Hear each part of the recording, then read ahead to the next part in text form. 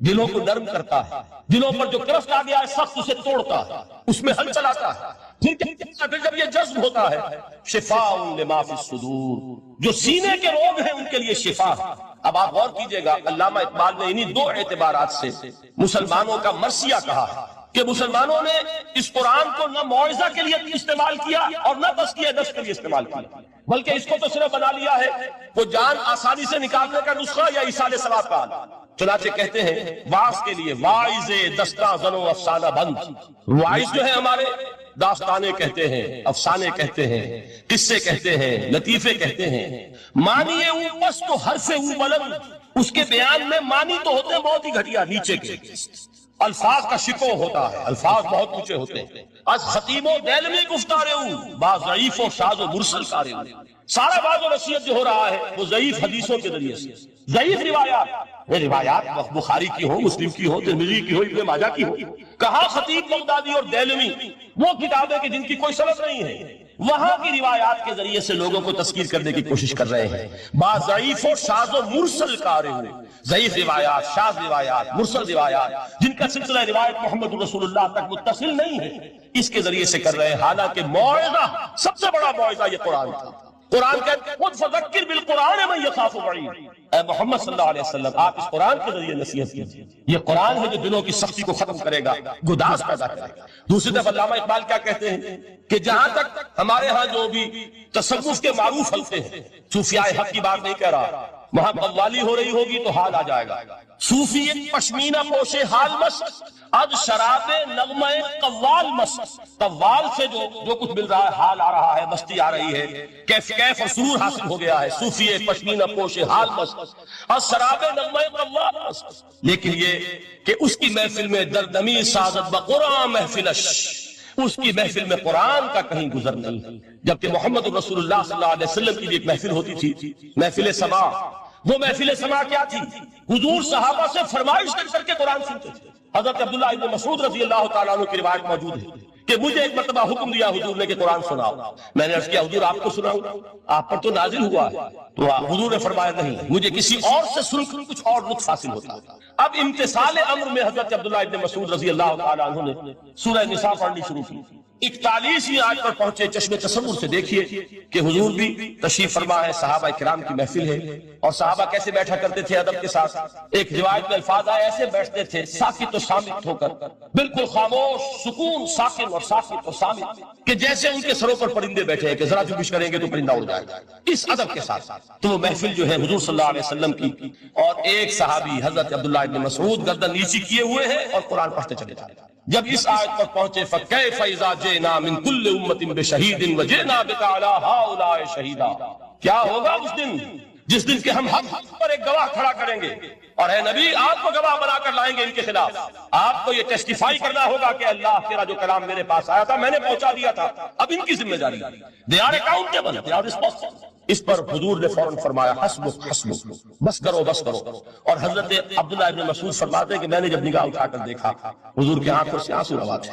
یہ ہے سماع، یہ محفل سماع ہے، کاش کہ اللہ تعالی ہمیں اس کی توفیق عطا فرمائے۔ یہ ہے مسنون محفل سماع، اس قرآن کے اندر وہ گداز ہے، آیا کہ نہیں سال کے پارے کے بالکل آغاز میں وَإِذَا سَمِعُوا مَا أُنزِلَ إِلَى الرَّسُولِ تَرَىٰ أَعْيُنَهُمْ تَفِيضُ مِنَ الدَّمْعِ مِمَّا عَرَفُوا مِنَ الْحَقِّ يَقُولُونَ رَبَّنَا آمَنَّا فَاكْتُبْنَا مَعَ الشَّاهِدِينَ۔ تو یہ ہے دوسری چیز کہ در حقیقت تزکیہ نفس کا ذریعہ یہ قرآن ہے۔ سینوں میں جو روگ ہیں، حب دنیا، حب مال، حب شہرت، حب اقتدار، جس کو کہ ایڈلر کہتا ہے دی ارج ٹو ڈومینیٹ، میں میرا غلبہ ہو، میرا تسلط ہو، میں نمایاں ہو جاؤں، میری حکومت بن جائے، اختیار میرے ہاتھ میں آ جائے، دی ارج ٹو ڈومینیٹ، یہ ساری ارجز ہیں ہماری در حقیقت جس سے فساد رونما ہے۔ یہ حب مال ہے جس کی وجہ سے ہمارے اندر تنافس ہے، الہاکم التکاثر حتی زرتم المقابر، یہ کثرت اور بہتات کی طلب تمہیں غافل کیے رکھتی ہے یہاں تک کہ قبروں تک جا پہنچتے ہو۔ آنکھ انسان کی کھل نہیں پاتی، جس کے پاس 10 نسلوں کے لیے کھانے کو موجود ہے، اس کی بھی حرص جو ہے اور مزید کا لالچ جو ہے وہ ختم نہیں ہوئی۔ یہ چیزیں ہیں اصل روگ ان دلوں کے۔ من لم يتغنى بالقرآن فليس منا، جو قرآن کو بہتر سے بہتر انداز میں، اچھی سے اچھی آواز میں، خوش الحانی کے ساتھ پڑھنے کی کوشش نہیں کرتا، وہ ہم میں سے نہیں۔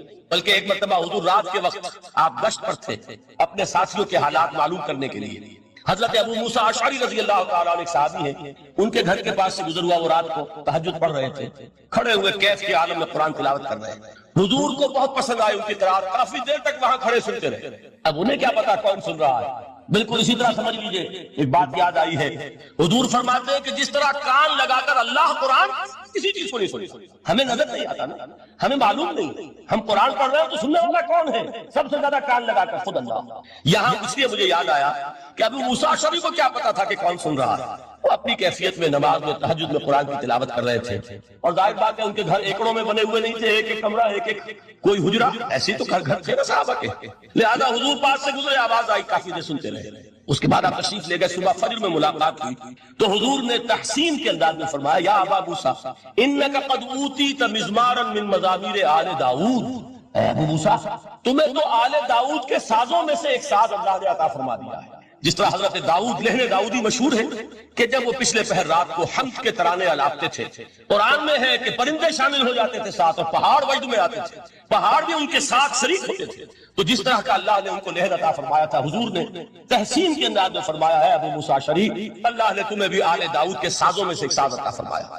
بہرحال قرآن مجید کا جو یہ میوزک ہے، قرآن کے الفاظ کا جو حسن ہے، جہاں تک حسن معنوی ہے وہ تو ہر لفظ میں ہے، لیکن یہ حسن ظاہری، حسن صوتی، حسن لفظی، یہ اپنے کلائمکس پر آپ کو نظر آئے گا سورہ رحمان۔ لیکن قرآن میں یہ سورت اس اعتبار سے بھی ممتاز ہے، اس کی 4 آیات پر ذرا توجہ کریں گے، عجیب حقائق سامنے آئے، جہاں یہ قرآن مجید کے حسن صوت اور حسن لفظی کی معراج ہے، وہیں اس کی پہلی 4 آیات میں 4 چوٹی کی چیزوں کا ذکر ہے، سب سے اونچی چیز ہے۔ پہلی آیت کیا ہے؟ الرحمن، ایک آیت ہو گئی۔ رحمان کیا ہے؟ اللہ کا نام ہے۔ کبھی آپ نے غور کیا اللہ کے ناموں میں سب سے پیارا نام کون سا ہوگا؟ رحمان۔ کیوں؟ اس کا مادہ کیا ہے؟ ہمیں سب سے بڑھ کر جس چیز کی ضرورت ہے وہ کیا ہے؟ رحمت خداوندی۔ نام اچھی طرح سن لیجئے اس حضور کی قول کو۔ حضور فرماتے کوئی شخص جنت میں مجرد اپنے عمل کی بنیاد پر داخل نہیں ہو سکے گا جب تک کہ رحمت خداوندی دستگیری نہ کرے۔ کسی صحابی نے بڑی ہمت اور جرأت کا ثبوت دیا کہ پوچھ لیا کیا حضور آپ بھی؟ جب آپ نے فرمایا کوئی شخص داخل نہیں ہو سکتا جنت میں محض اپنے عمل کی بنیاد پر جب تک کہ رحمت خداوندی جو ہے وہ دستگیری نہ فرمائے۔ پوچھا گیا کہ آپ بھی؟ آپ نے فرمایا ہاں میں بھی۔ آپ اندازہ کیجئے کہ اگر محمد رسول اللہ بھی رحمت خداوندی کے ضرورت مند ہوں تو تابع دیگراں چہ رسد، ہماری تو سب سے بڑی ضرورت رحمت خداوندی۔ اب یہ رحمت جو ہے قرآن مجید میں اللہ تعالیٰ کی یہ شان 2 الفاظ کے ذریعے سے آتی ہے، رحیم اور رحمان، اور کوئی مادہ نہیں ہے جس سے 2 نام بنتے ہوں اللہ کا، لیکن یہ مادہ ہے واحد رحمت کا کہ جس سے رحمان بھی ہے رحیم بھی ہے۔ رحیم صفت مشبہ ہے، رحمت دائم ہو جائے گی، مستقل ہوگی تو رحیم کہیں گے، اور رحمان اس میں رحمت کی ہے وہ شان ہے کہ جیسے ٹھاٹھے مارتا ہوا سمندر ہو، ہیجان کی کیفیت، طوفانی کیفیت، رحمت خداوندی کا طوفانی جوش، وہ ہے رحمان۔ آپ تو رہتے اس علاقے میں ہیں، آپ کو معلوم ہے عرب اگر بھوکا مرا جا رہا ہو تو کیا کہے گا؟ انا جوعان۔ پیاسا مرا جا رہا ہو انا عطشان۔ بہت غضبناک ہوگا غضبان، غضبان آصفہ قرآن میں آیا، بہت غضبناک۔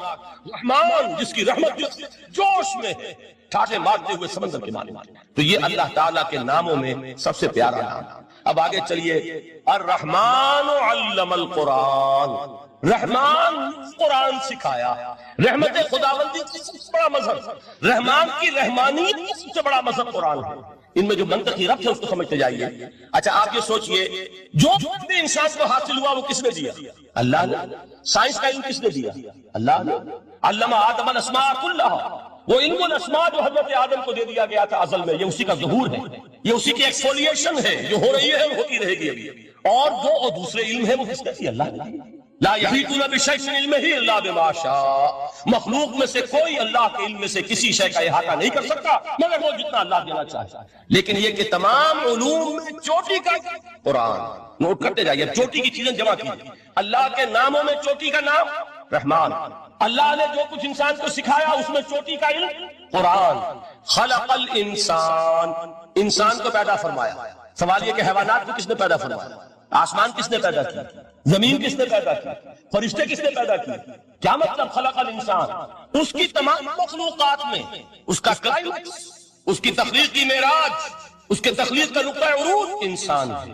یہ ہے کہ جو مسجود ملائک بنا ہے، وَلَقَدْ خَلَقْنَا بَنِي آدَمَ وَحَمَلْنَاهُمْ فِي الْبَرِّ وَالْبَحْرِ وَرَزَقْنَاهُمْ مِنَ الطَّيِّبَاتِ وَفَضَّلْنَاهُمْ عَلَىٰ كَثِيرٍ مِّمَّنْ خَلَقْنَا تَفْضِيلًا۔ تو تخلیق میں اونچی تخلیق انسان، علم میں سب سے اونچا علم قرآن کا، اللہ کے ناموں میں سب سے اونچا نام رحمان۔ اب آئیے چوتھی چیز، علمہ البیان، انسان کو بیان کی صلاحیت عطا فرمائی۔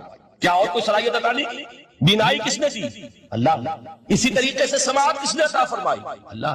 کتنی فیکلٹیز ہیں، کتنے ایکسٹرنل آرگنز ہیں سینس کے، کتنے انٹرنل سینسز ہیں جو اللہ نے دیے ہیں۔ لیکن یہاں بھی سمجھ لیجئے جتنی فیکلٹیز ہیں ہیومن فیکلٹیز، ان میں ٹاپ کی فیکلٹی جو ہے وہ اسپیچ ہے، کلام ہے، بیان ہے۔ جن لوگوں نے میڈیکل سائنس کا مطالعہ کیا ہے وہ جانتے ہیں کہ یہ برین ہے، ہیومن برین، اس برین میں جو اوپر ایک زرد سا مادہ ہوتا ہے، گرے میٹر، اس کی ایک کوٹنگ ہوتی ہے، یہ ہائیسٹ ایوالوڈ فارم ہے، اور اس میں سب سے بڑا رقبہ جو ہے وہ اسپیچ سینٹر کہلاتا ہے۔ اسی لیے انسان کو حیوان ناطق کہتے ہیں۔ حیوان کے اور انسان کے مابین امتیاز قائم کیا گیا، نطق، گویائی، بولنا۔ اب یہ کیا چیز ہوئی؟ انسان کی صلاحیتوں میں سے سب سے اونچی صلاحیت۔ 4 آیتیں ہو گئی۔ اللہ کے ناموں میں سب سے چوٹی کا نام رحمان، اس نے جو علوم پیدا کیے ان میں چوٹی کا علم قرآن، اس نے جو مخلوقات پیدا فرمائی ان میں چوٹی کی مخلوق انسان، انسان کو جو صلاحیت اور استعدادات عطا فرمائی ان میں چوٹی کی استعداد بیان۔ جمع کیجئے نتیجہ کیا نکلے گا؟ وہ نتیجہ ایک حدیث نبوی کی شکل میں سامنے آتا ہے۔ پہلی حدیث میں نے یہی پڑھی تھی، اس کے راوی کون ہے؟ عثمان ابن عفان۔ میں حیران ہوتا ہوں وہ قافیہ یہاں بھی موجود ہے، رحمان، قرآن، بیان، انسان، عثمان، عفان، باپ بھی اسی وزن پر ہے، عثمان ابن عفان۔ عن عثمان ابن عفان رضی اللہ تعالی عنہ قال قال رسول اللہ صلی اللہ علیہ وسلم، حضرت عثمان شہید مظلوم ذو النورین رضی اللہ تعالی عنہ فرماتے ہیں کہ اللہ کے رسول صلی اللہ علیہ وسلم نے فرمایا، خیرکم من تعلم القرآن وعلمہ، تم میں سے بہترین وہ ہے جو قرآن سیکھے اور سکھائے۔ قوت بیان جو تمہاری فیکلٹی ہے، اس کا استعمال کسی گھٹیا کام کے لیے نہیں ہونا چاہیے۔ دیکھیں اردو میں محاورہ ہے کہ توپ سے مکھی نہیں ماری جاتی، توپ بنائی گئی ہے کسی بڑی شے کے لیے، مکھی مارنے کے لیے توپ استعمال نہیں ہوتی۔ یہ قوت بیان جو ہے، جو ٹاپ موسٹ فیکلٹی ہے ہیومن جو فیکلٹیز ہیں ان میں سے، اس کا استعمال بھی ٹاپ موسٹ ہونا چاہیے۔ قرآن کو بیان کرو، وہ جیسے کہ علامہ اقبال نے کہا ہے، بلکہ غالباً ان کے قبر پر آس پاس جو اشعار لکھے ہوئے ان میں سے ایک یہ بھی ہے، اگر یک قطرہ خونداری، اگر مشتے پرے داری، بیابامن تو آموزم طریق شاہ بازی را، اگر تمہارے اندر ایک قطرہ بھی خون کا ہے اور مٹھی بھر بھی پر اگر اللہ نے دیے ہیں تو ہے میرے پاس آؤ کہ میں تمہیں شہبازی کے طریقے سکھاؤں۔ اسی طرح جان لیجئے اگر اللہ نے قوت گویائی عطا فرمائی، اگر اللہ نے تمہیں حیوان ناطق بنایا، اگر اللہ تعالیٰ نے تمہیں یہ صلاحیت عطا فرمائی، اس صلاحیت کا مصرف دنیا کو نہ بناؤ، اس صلاحیت کا مصرف اللہ کے کلام کو پھیلانے پر اس کو صرف کرو۔ خیرکم من تعلم القرآن وعلمہ، خیر جب لفظ آتا ہے بغیر من کے، ورنہ تو آتا خیر منہ، تو یہ ہوگی کمپیریٹیو جو ایک ایڈجیکٹیو جو ہوتی ہے، لیکن یہ سپرلیٹیو ڈگری ہے جب بغیر من کے ہوگا۔ خیرکم، دی بیسٹ امنگسٹ یو، جو تم میں بہترین لوگ ہیں وہ کون ہے؟ من تعلم القرآن وعلمہ، جو قرآن سیکھیں اور سکھائیں، قرآن پڑھیں اور اسے بیان کریں۔ آج جان لیجئے سب سے بڑی ضرورت اس بات کی ہے کہ آج کا قرآن پڑھیں۔ آپ حیران ہوں گے کہ یہ کیا کہا اس میں؟ دیکھیے قرآن اترا تھا 1400 برس پہلے، لیکن تا قیامت نوع انسانی کو جتنے مسائل درپیش ہوں گے ان سب کا حل اس میں ہے، البتہ کھودنا پڑے گا، گہرائی میں اترنا ہوگا۔ ایک قرآن کی سطح ہے، اس سطح نہیں، اس کی گہرائیوں کے اندر غوطہ زنی کرو۔ قرآن میں ہو غوطہ زن اے مرد مسلمان، اور آج کا قرآن یعنی آج کی ہدایت جو اللہ نے اس میں رکھی ہوئی ہے، دیکھیے اس کو نکالو اس کے اندر سے۔ ابھی میں حدیث تو آپ کو سناؤں گا، اس میں یہ تصور آئے گا سامنے اور واضح ہو کر۔ آج کے انسان کی رہنمائی اس قرآن سے اخذ کر کے انسان تک پہنچاؤ، یہ ہے فریضہ محمد رسول اللہ کی امت کا صلی اللہ علیہ وسلم۔ آپ نے وہ حدیث سنی تھی کہ بلغوا عنی ولو آیۃ، حضور نے خطبہ حجۃ الوداع میں پہلے تو گواہی دی مسلمانوں سے، 1.25 لاکھ کا مجمع جمع تھا، حجت ناہنجار اور فلک کج رفتار، اس کو خامخواہ گالیاں دے رہے ہو، اس کا خامخواہ شکوہ کر رہے ہو، شکایت کر رہے ہو، یہ تو ہے باد سبائی ہم، یہ تمہارے اپنے کرتوتوں کی سزا ہے جو تمہیں مل رہی ہے۔ تم نے قرآن کو پیٹ دکھائی، تم ذلیل و رسوا سمجھا، خارس محجوری قرآن شدی، شکوہ سنجے گردش دوران شدی، اے چو شبنم بر زمیں افکندئی، در بغل داری کتاب زندئی، اے وہ قوم جو शबनम की तरह जमीन पर पड़ी है, अगियार उसे पांव तले रौंद रहे हैं, जैसे आप सुबह को सैर करने निकलते हैं, सब्जे पर पड़ी हुई शबनम उसे आप रौंदते हैं अपने कदमों तले।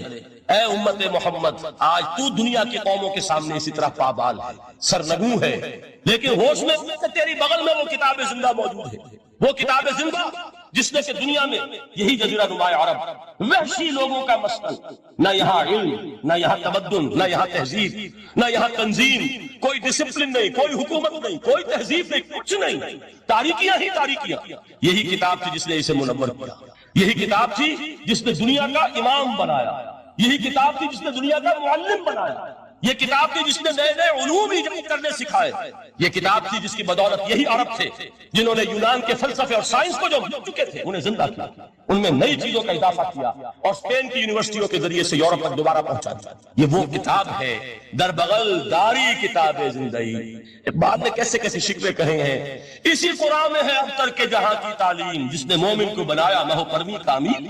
इस कुरान को लेकर मुसलमान निकला है, एक हाथ में कुरान एक में तलवार। बुरा ना मानिए, कुरान तलवार का नाम भी आप एपोलोजेटिक अंदाज में न लिया करें। इनकलाब की तकमील तलवार से होती है, इनकलाब की तमहीद किसी किताब से होती है, अच्छी तरह जाने। कभी इनकलाब सिर्फ किताब से नहीं आया, किताब से जहन बदलते हैं, किताब से फिक्र बदलती है, किताब से सोच बदलती है, किताब से जमात तैयार होती है, कुव्वत तैयार होती है। वो 313 जो मैदान बद्र में थे वो कुरान का एजाज का ज़हूर थे, लेकिन उनके हाथों में तलवार आई है।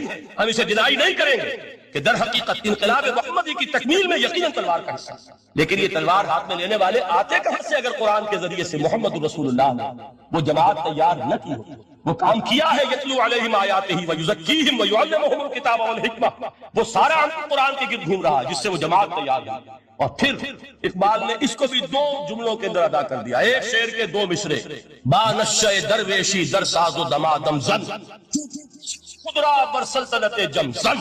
पहले है वो नशा दरवेशी, वो सहाबा किराम के वो रातों को अल्लाह के सामने खड़े रहना, वो तज़किया नफ्स, वो मौइज़ा कुरानी, वो तज़किया जो कुरान के जरिए से हो रहा था। 13 बरस तक हुआ। अब जब एक जमात तैयार हो गई, एक कुव्वत वजूद में आई, तो अब इस कुव्वत को मोहम्मद रसूलुल्लाह ने बातिल के निजाम पर दे मारा, टकराया। बानश्शे दरवेशी दर साजो दमादम जल, चूं पुख्ता शरीफ पर सल्तनत जमजम। तभी वो इनकलाब आया, जाल हक़ व ज़हक़ल बातिल इन्नल बातिल कान ज़हूक़ा। तो अल्लाह ताला इस किताब को अब मीज़ान बना चुके हैं। वबिल हक़्क़ि अंज़लनाहु वबिल हक़्क़ि नज़ल, ये कुरान हक़ के साथ नाज़िल हुआ है, फैसला कुन किताब है। इन्नहु लक़ौलुन फ़स्लुन वमा हुवा बिल हज़्ल, ये कौल फ़स्ल है, हज़्ल नहीं है, किसी शायर की शायरी नहीं है कि आपने तहसीन की तो क्या न की तो क्या। ये किताब वो है कि अगर मानोगे तो महो परवी का अमीर बनोगे, और अगर इसको पीठ दिखाओगे जैसे दिखाई तुमने तो जलील कर दिए जाओगे, रुस्वा कर दिए जाओगे।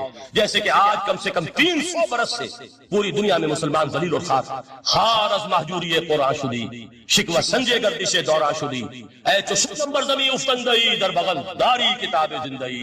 इन्नल्लाह यरफउ बिहाज़ल किताब अक़वामन व यज़उ बिही आखरीन। रवाहु मुस्लिमुन। आखिरी हदीस जिस पर कि मैं अपनी गुफ्तगू खत्म कर दूंगा, ये हजरत अली से है रज़ी अल्लाह ताला। देखिए, एक हदीस हजरत उस्मान से, एक हजरत उमर से, एक हजरत अली से। ये सब कौन है? ये सब हमारे, ये मोहम्मद रसूलुल्लाह सल्लल्लाहु अलैहि वसल्लम की तरबियत का शाहकार। हजरत अबू बकर रज़ी अल्लाह ताला अन्हु से भी एक हदीस मरवी है, लेकिन उसका मतन मुझे याद नहीं था। मफहूम उसका यह है कि जिस शख्स को अल्लाह ने कुरान जैसी दौलत दी हो और फिर कभी उसके दिल में यह ख्याल आए कि अल्लाह ने अपने किसी और बंदे को कोई ज्यादा बड़ी नेमत दी है, उसने कुरान की नाकदरी की। किसी मिलियनेयर को देखकर और बिलियनेयर को देखकर, किसी का बहुत बड़ा महल देखकर अगर तुम्हारे दिल में यह ख्याल आया कि ये दौलत बड़ी है, उस दौलत से जो तुम्हारे पास है कुरान की, तो तुम कुरान की कदर और कीमत से वाकिफ हो। तुम्हें मालूम क्या कि ये कितनी बड़ी दौलत है। ये दर हकीकत शरह है उसी उन्हीं अल्फाज कुरानी की कि फलिज़ालिका फलयफ़रहू हुवा खैरुम मिम्मा यजमऊन। जो कोई दुनिया जमा करती है, जिनको कीमती अशिया समझकर लोग जमा करते हैं, उनसे बढ़कर कीमती ये कुरान है। तो हजरत अबू बकर से ये मरवी, हजरत उमर से इन्नल्लाह यरफ़उ बिहाज़ल किताबि अक़वामन व यज़उ बिही आखरीन। हजरत उस्मान से खैरुकुम मन तअल्लम कुरान व अल्लमा। अब आइए हजरत अली, सैयदना अली रज़ी अल्लाह ताला। वो हदीस तवील तरीन है जो मदह कुरान में मोहम्मद रसूलुल्लाह से मरवी है सल्लल्लाहु अलैहि वसल्लम। पूरी हदीस मुझे याद भी नहीं है और उसका वक्त भी नहीं है, लेकिन बड़ी प्यारी हदीस है इस एतबार से। आगाज कैसे हुआ? हजरत अली फरमाते हैं, क़ाल रसूलुल्लाह सल्लल्लाहु अलैहि वसल्लम इन्नहा सतकूनु फितनतुन, अनक़रीब एक बहुत बड़ा फितना रूनुमा होगा। حضور نے خبر دی فتنے کی. حضرت علی فرماتے ہیں اس پر میں نے عرض کیا میں نے عرض کیا من مخرج منہا یا رسول اللہ، اے اللہ کے رسول اس سے نکلنے کا راستہ کون سا ہوگا؟ دیکھیے یہ لکھا ہوا ایگزٹ، نکلنے کا راستہ. اور عام طور پر آپ نے دیکھا ہوگا بڑے ہالز میں یہ سرخ روشنی ہوتی ہے، اس میں اس کا اہتمام کیا جاتا ہے کہ اگر خدا نہ خواستہ کو حادثہ ہو جائے لوگوں کو معلوم ہو نکلنے کا راستہ کون سا، یہ مخرج ہے. حضور نے خبر دی کہ فتنہ ہوگا. تو دیکھیے میں ایک بات عرض کیا کرتا ہوں، ذرا توجہ کیجئے. ہمارا حال کیا ہے؟ ہم بڑے ریشنلسٹ قسم کے لوگ ہیں، یہ زمانہ ریشنلزم کا ہے. اگر ہم ہوتے تو کیا پوچھتے؟ وہ فتنہ کیا ہوگا، کیوں ہوگا، کہاں سے آئے گا؟ ہمارے سوال یہ ہوتے کب آئے گا، کیوں، کہاں، کب، کیسے. ان سب کی حیثیت علمی سوالات کی ہے. بھائی کب آئے گا ایک علم ہے، کیسے آئے گا علم ہے، کہاں سے آئے گا علم ہے. لیکن اصل جو عملی اعتبار سے اہمیت والی شے ہے، بچاؤ کا راستہ کون سا ہوگا محمد رسول اللہ، یہ بتائیے. مل مخرج منہا یا رسول اللہ. حضرت علی نے یہ نہیں پوچھا فتنہ کیا ہوگا، کہاں سے آئے گا حضور، کیوں آ جائے گا، کب آ جائے گا. نہیں، مل مخرج منہا یا رسول اللہ، اے اللہ کے رسول یہ بتائیے کہ جب وہ فتنہ رونما ہوگا تو نکلنے کا راستہ کون سا.